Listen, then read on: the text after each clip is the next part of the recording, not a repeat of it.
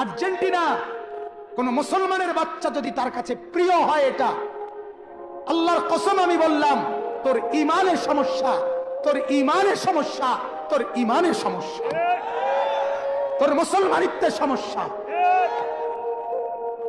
মনে রেখো যুবক, মুসলমানের বাচ্চা যদি হও, একটা ছেলেও যদি বুঝো, বেটকাইও না।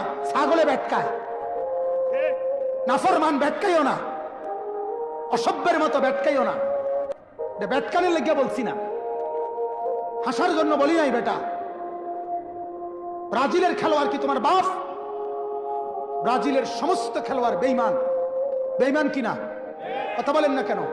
ব্রাজিলের খেলোয়াড় কাফের, আর্জেন্টিনার খেলোয়াড় কাফের। কাফের কেমনে মুসলমানের প্রিয় হয়? কোন মুসলমানের বাচ্চা কাফের নাম নিয়ে শিক্ষারে কেমনে? কথা বলেন না কেন?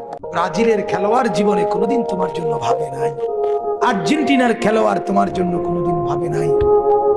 ওরা বেঈমান। ওরা কি? আর্জেন্টিনার খেলোয়াড়রা কি? ব্রাজিলের খেলোয়াড়রা কি? বেঈমান ইমানদারের বন্ধু হইতে পারে না, বেঈমান ইমানদারের প্রিয় হইতে পারে না। কোন ইমানদার যার কলিজার ভিতরে ঈমান আছে, সে বেঈমানের লাঠির কারণে লাফ মারতে পারে না, ফাল মারতে পারে না। তুই মুসলমান বেটা, তুই ইমানদার। হৃদয়ে আর্জেন্টিনা, হৃদয়ে ব্রাজিল, এটা মুসলমানের বাচ্চা বলতে পারে না। হৃদয়ে কাবা, হৃদয়ে মদিনা,